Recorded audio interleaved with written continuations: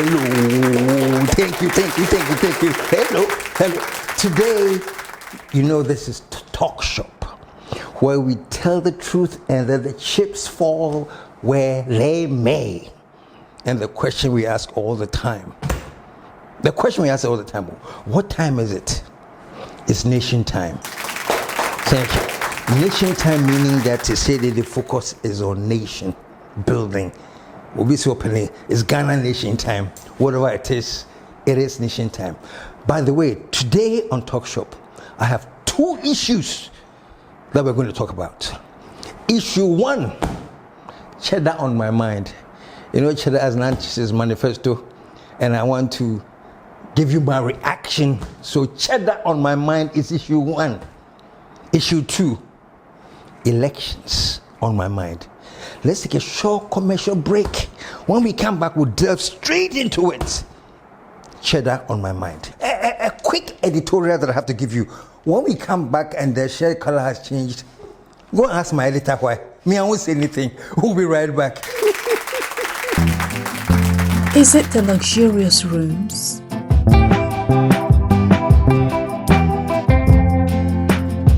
Or the serene green surroundings? Is it the tempting swimming pool?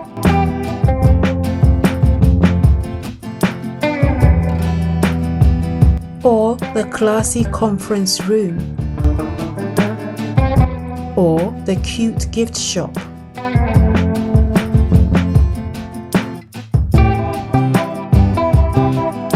Maybe it's our chef's array of cooking delights.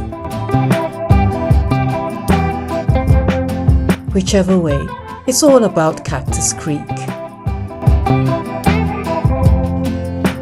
A most respected hotel. 055 039 5007.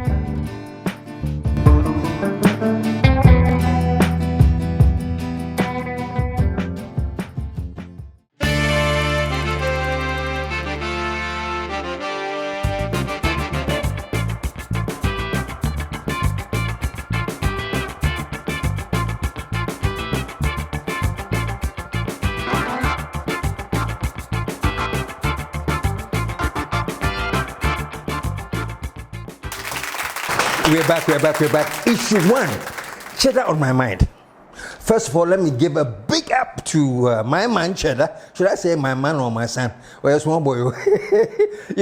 Unfortunately for me, I'm at the age where everybody's a small boy for me. Like my camera, my editor, my whole group. That's my technical. I'm getting to 68, but my staff, only 30 people.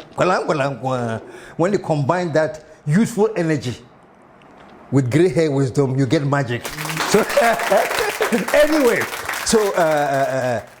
today I have Cheddar on my mind, my son.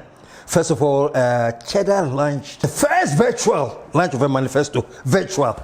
Hey, Cheddar, show some love, man. We old men, yeah, we come with our book and our paper, and they are told, Cheddar went virtual. He wants to show that he's in a different generation and he has come with a different ideology for a different generation because he wants a different Ghana. Put your hands together one more time. And let me say quickly, I'm just going to mention two things about Cheddar's manifesto launch. The first thing, if you are in events management or just entertainment, theater, everything, there is something that we call spectacle. Spectacle. I'm sure you all know, but spectacle is the things you do as part of the event that make it stand out.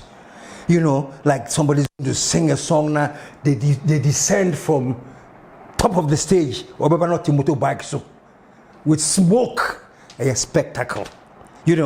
Or a singer is going to sing, everybody is waiting for them, but the horse or the entire conference center. That's spectacle. Spectacle is the things that you see that enhance the production, and every event organizer knows the value of spectacle.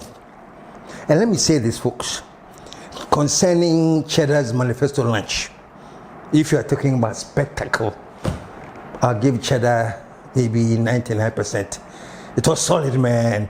Even the opening, he came in some truck that was in the Ghana flag colors, and I mean, in Cheddar during the virtual, it was beautiful. It was beautiful, man. So for Cheddar, I am saying that your lunch was different, virtual. You took us to a digital era. You took us to a new era, something totally different from what we old men do. It was fantastic. And I'm saying again, for spectacle, I'm just giving you 99% because we old school people, we have decided to say, we'll be in heaven 100%. No matter how much you do, say we're 99. But your spectacle was fantastic. And not just the spectacle for the opening and everything, even your presentation. You took your time, you did PowerPoint, you had 3D graphics. Amazing. You showed three things in 3D graphics. All your graphics were superior, you know, in terms of the kinds of revenue and everything you're looking at, you're targeting. Spectacle there. Cheddar, I salute you. The only thing, and it's very, very major, so please take a look at this. The only thing, and this is very, very major, Cheddar, is that you had the spectacle. You had the attention. You were carrying us with you with your amazing presentations. The spectacle was simply fantastic. But my son, let me just tell you one thing that you may or may not like. You know, your own ones, you know, sometimes when we women talk to you, and say, crap. This woman, what does he know? But I'll tell you anyway, what was missing, Cheddar, in the midst of your spectacle, in the midst of your fantastic presentation, what was missing is what I call a plan or a roadmap. What you showed us, and you did it amazingly, Cheddar, was your vision. You shared your vision with us. You took us on a trip inside your head. What is going on inside your head? How do you visualize things? And it was masterful. The kind of ideas that you have, whether we agree with it or not, that is not the issue. These are on grand scale. Things that we can do, but it doesn't occur to us in our imagination. Say, beats me alcohol. You know what I'm saying? But you took your time to show us some amazing things, all the 16 regions and industrializing and all of that. You did it, Cheddar. But Cheddar, all I'm saying is this. We saw the vision. But let me tell you what is wrong with the vision. We have seen it before. Not as grand as yours. Also, what you did here will be untrue. In terms of hearing the vision in the dream, we have heard it. MPP did that to us. The dream that MPP sold to us. One district, one factory. One constituency, $1 million. One village, one dam. And it went on and on and on. It was an amazing dream. It was a vision. And when they were making all that noise, they were selling a vision. And Ghanaians bought into the vision, and we voted heavily for the vision, forgetting that they were selling us a vision and not a plan. So 8 years later, people are asking, where's the plan? I say, how division about Motoy? I feel like it's a plan. You know, so Cheddar, this is all I'm saying. What you showed us is an amazing vision. I don't know which ones are accomplishable, which ones are not. That is not my argument. And I don't care about that yet. I am very, very, very impressed that you're able to think up big things. You dream big. But all I'm saying, Cheddar, is that that's all they are. They are dreams. And you will know, Cheddar, you're a businessman. And you keep talking about your business acumen. So you're a businessman. So you would know, Cheddar, that if you have a vision without the plan and a roadmap, it remains a dream. So that's all I'm saying. The dream that you sold us, the vision that you launched, everything was fantastic. The spectacle was awesome. But I don't have the roadmap. And let me tell you, plenty Ghanaians like me were impressed by the presentation, the 3D photography, all that stuff you did. Plenty people were amazed and impressed. But let me tell you, it doesn't end there. What we need to hear now from you is your roadmap. And that's the most difficult part. You have seen the vision. How do we get the roadmap? You know, it's not enough to tell us when I say it's been done, Egypt 4 years Suez Canal. And Saudi Arabia too, they have done whatever, they have constructed rivers to go here, there. All of that is great. It is good for you to say too that as a Ghanaian, what they can do, we can do too. So I give you a big up for that. The only thing, Cheddar, give us a roadmap. How do we get there? It's the most important thing and also the most difficult part. But once you have been able to think up such a grand thing, trust me, you have the capacity and more to develop an even tighter roadmap. The roadmap deals with the specifics. I want to do this in this region. I want to introduce this in this region. This is my starting point. These are my timelines. After 3 months, I would have done this. After 1 year, I would have been here. After 2 years, I'll be there. Within a total of 10 years, I'll transform the whole of the region into an industrial hub. But it has specific timelines, my son. And what you want to achieve at every step of the way. That is the roadmap. And not only do you have a roadmap, you're a businessman, you know. You have a roadmap, then you have plan B. Because you never know what happens with your plans. Say, if this doesn't go the way I want to, this is my plan B. If plan B messes up, I even have plan C. That is what I'm talking about. That is what I didn't hear. I saw a great vision. I saw a very, very industrial young man who has big dreams. But Cheddar, my roadmap yet. And I'm sure you can't do all of these things and not have thought of a roadmap. But I'm saying, share that with us. Because you're trying to get us all to buy into that dream. You're trying to mobilize all Ghanaians to believe in your dream. I see how upset you get when presenters are talking to you and they are being a little condescending. Like, but do you know what you are talking about? Do you think that this can be done? I see that upsets you a bit. You know what I'm saying? But if you want to stop people from upsetting you, give them a roadmap that we can all buy to say, Cheddar is saying this, okay, and then start 6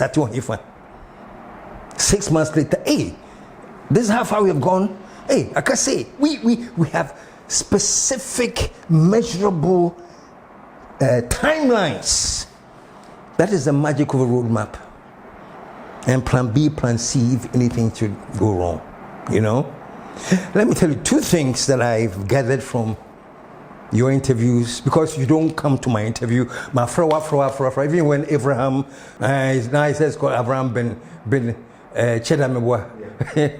Abraham was here, and I think 90% of his talk was just promoting who you are. You know, even when he came, he called you and said, I want to talk to you. You said you come, but for some strange reason, I don't know what is here that you are, I don't know. But I'm saying, listening to quite a few interviews that you have done, there are a few things I've picked from you that I really like. And I'll share with you what I've picked from your interviews that I like. I'll share with you. Number 1 is you have this strong belief in Ghana beyond aid. Nanano said some, but his was also a paper dream. It wasn't even on paper. This was just an imaginary dream. Ghana Beyond Aid. While he was talking about Ghana Beyond Aid, he hired a plane at the cost of $20,000 an hour to go to France to go and borrow money. Oh, wallahi. Ghana Beyond Aid. You see what I'm saying? But when you talk, I see you get upset that Ghanaians depend primarily on everything else but Ghana. When we talk about anything, about anything, I see that desire in you. You have the desire that Ghana can go beyond aid. That's the one thing I really, really, really love and respect. And I tell you that any leader who starts on the course of Ghana Beyond Aid, let us do for self, that leader has my support. Unquestionable. And I see that you have that. And the second thing that I see in you that I love is that you want Ghanaians. Let me borrow English from a champon that can before you. It says Ghanaians should take the commanding heights of our economy. General Ike Champon, he was the one that made that statement. If you hear anybody saying that we have to take the commanding heights of our economy, no, trust me, they're quoting Ike Champon. But I noticed that you, Cheddar, you have that inner faith in you that Ghanaians should occupy the commanding heights of our economy. So you're not impressed when people are talking about companies, so and so has done that, so and so has done that. Now, it is being managed by a foreigner. You want to get to the point where you say, who is doing this?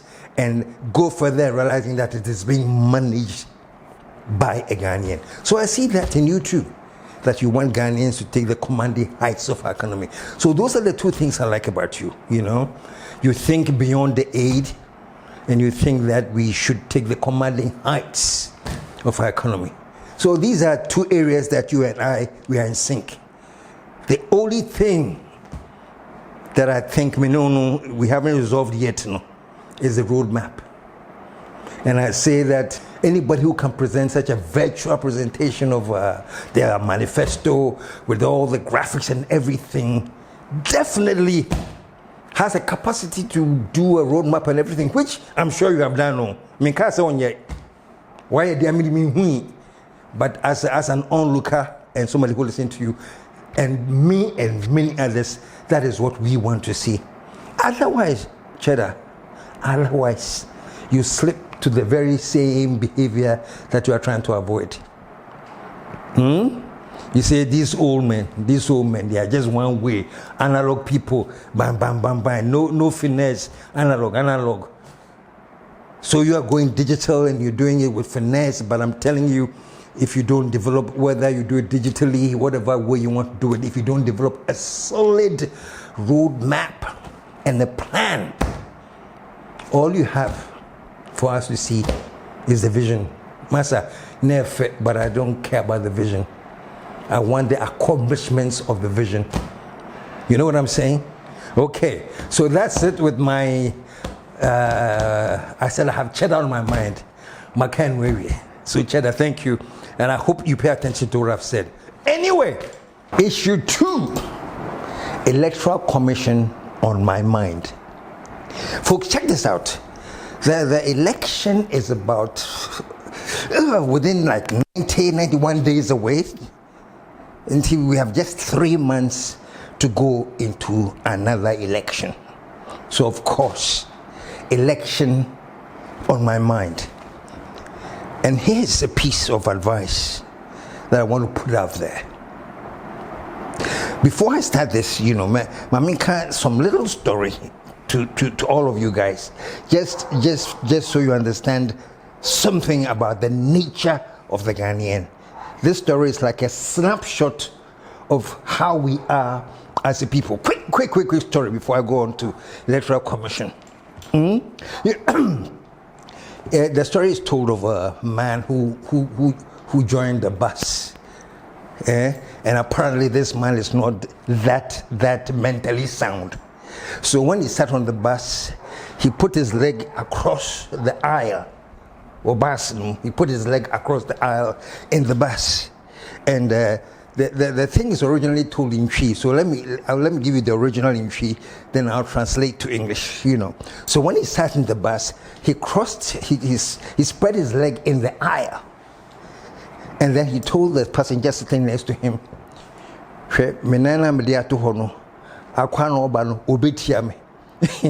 which means, you see how I spread my leg in the aisle? The person coming in definitely is going to step on my leg. Or say, very, very interesting. So people were coming to the bus, and then he was telling the passenger, which means this guy coming is definitely going to step on this foot, So when the passenger got there and stepped on the foot, then he started screaming, tiami, tiami, which means he's stepping on my leg. He is stepping on my leg, And the funny part is that when the person passed and then went to sit down, he told the passenger, "Man can't just obey tiami." Like, didn't I tell you he was going to step on my foot? And the whole joke is this: the passenger says, but you put your leg in the way. You know that people coming on the bus, they may step on your foot. Why didn't you remove your leg? So my common sense, I say, you put your leg there, say, obetiame. So why don't you remove your leg so that they don't come and step on your foot? But that is the Ghanaian. You know why I'm telling you this story? I'll give you one quick example before I go on to my main topic. One quick example is like galamsey. And I'm going to be doing a show on galamsey one of these days, very, very soon. But the thing about galamsey is this. Check this out. All our water bodies have been destroyed. The fish are dying. I mean, it is terrible. But it's not for today. It's not for today. I'll do that later. I'm just trying to link something to the story. Okay? And every time you hear somebody from the Ghana Water and Sewage talking, it's a warning. The way Ghana is going, we're going to get to the point where we start importing water. I want you to see the analogy. We have almost decided that the way we are destroying our water, it will get to a point where Ghana will have to import water. We are saying that today. And sooner, yes, you see, the snapshot of Ghanaian mentality is like we know it's wrong. We know we are going to suffer for doing the wrong thing. We keep saying it is wrong and we are going to suffer. But we leave our leg in the way. The same thing galamsey is going on left, right, and center. It is terrible. We'll do a show on galamsey. I'm sure you have been seeing all the clips on galamsey, so you know what I'm talking about. And the funny part is that very soon, the way we are going to be importing water. So, just like the man in the bus, we are telling ourselves that this is what is going to happen. And you watch. Ghana, you watch.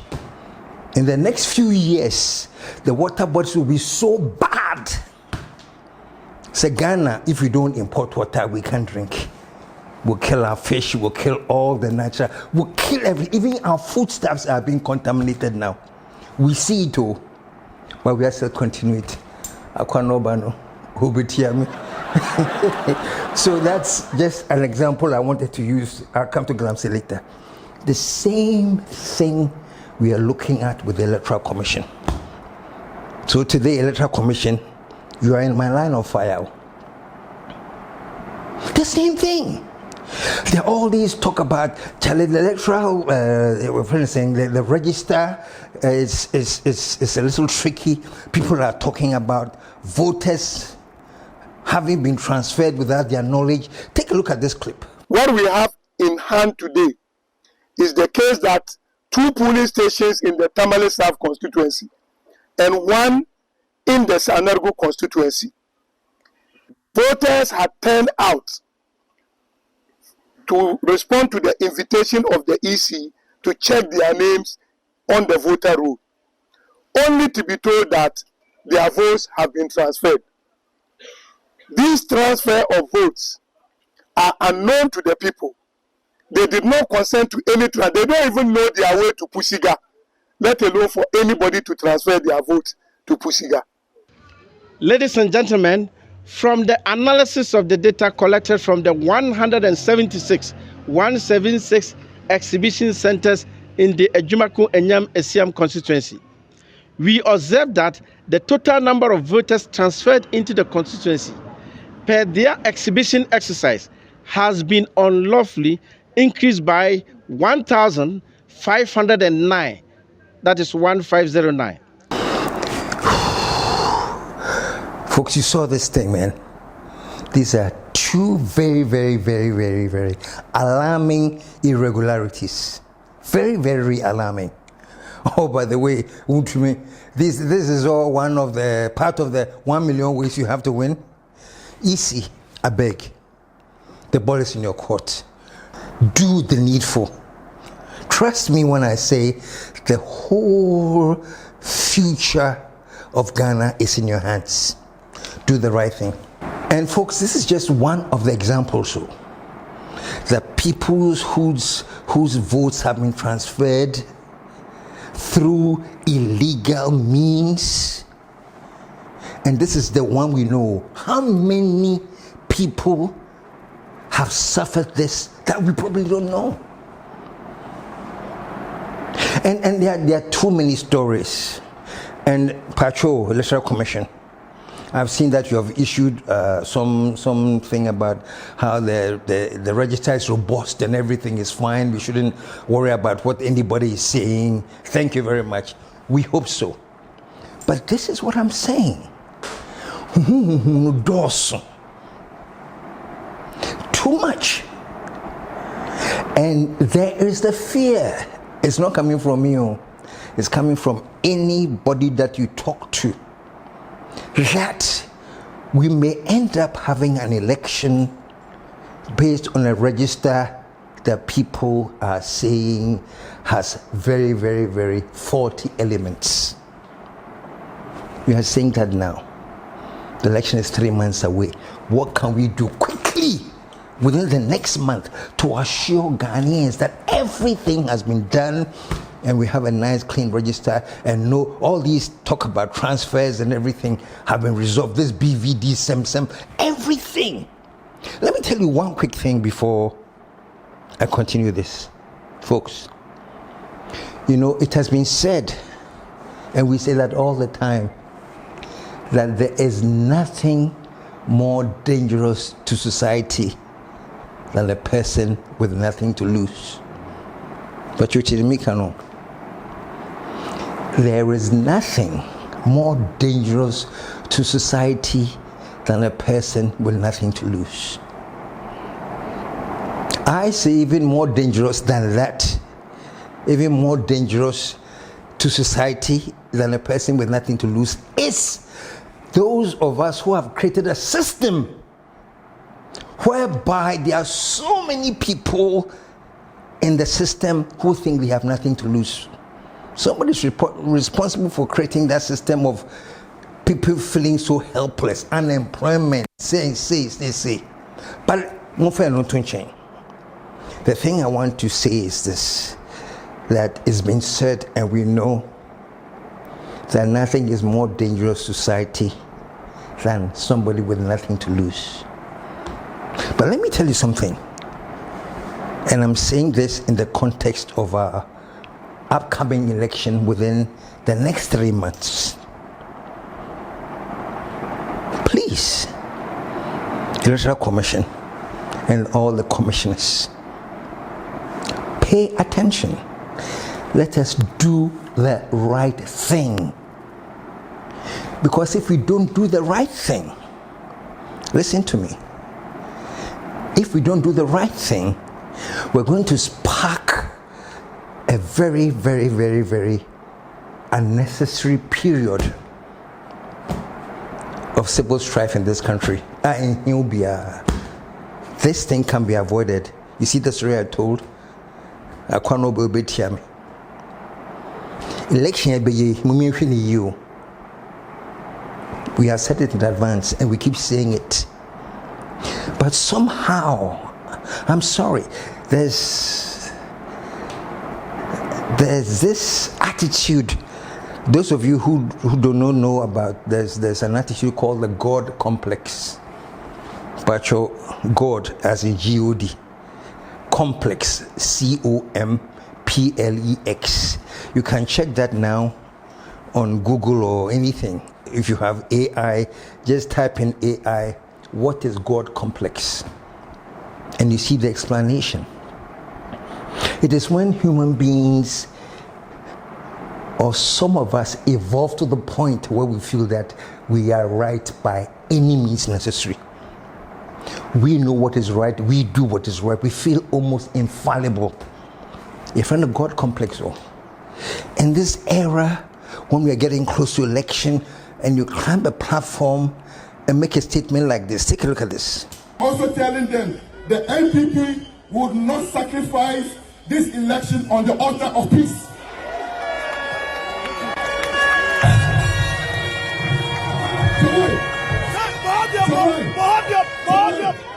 I said the NPP will not sacrifice power on the altar of peace. We will not do it. That the MPP will not sacrifice this election on the altar of peace, and the crowd says, yes, bohobium, bohobium, bohobium. Statesmen like this create an atmosphere of war readiness.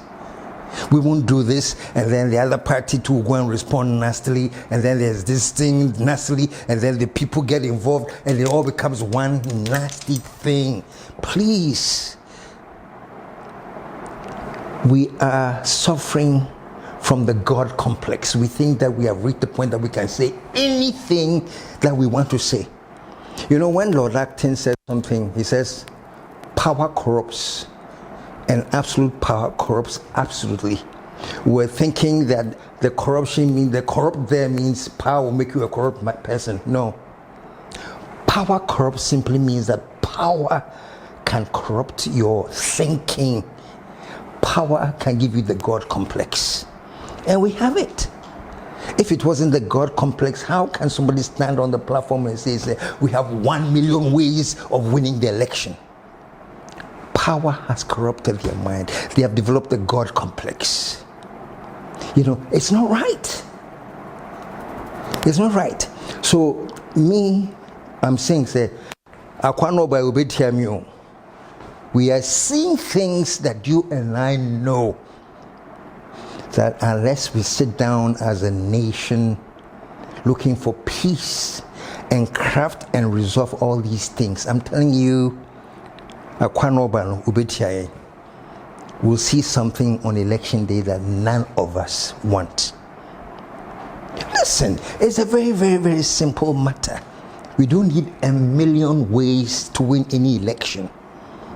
You mean an election with only one way. The election is free and fair, and everybody understands that the election has been done free and fair. Whoever wins, wins. No question about that. Nay free, nay fair. It's about winning. NPP has broken the third. It was free and fair. Yay. That's it. It was free and fair. You see, Alana Chamatia winning. Yay. It was free and fair. You see, Mahama Asanyaba. Yay. You see, Cheddar. Yay. Whatever it is, the key thing was that it was free and fair. Nobody has any right to question when we all know and accept that it is free and fair. But when we have this, before say there are these people who have been transferred. They don't even know that they have transferred their votes. There's that, there's that, there's this, there's that. And in the midst of all of that, we do not resolve it, but decide we'll go with the election anyway because we have a God complex. Folks, trust me, it is nothing that any of us want to see. So I started earlier with the warning that there's nothing more dangerous to society than a person with nothing to lose. But let me tell you something. If we don't correct things that will give everybody the comfort that we are having a free, fair election, that the playing ground is fair. Otherwise, it's going to start something. This time, what is going to happen is that there will be very, very, very scary moments for people who have a lot to lose. There's nothing more dangerous, they say, than a person who has nothing to lose.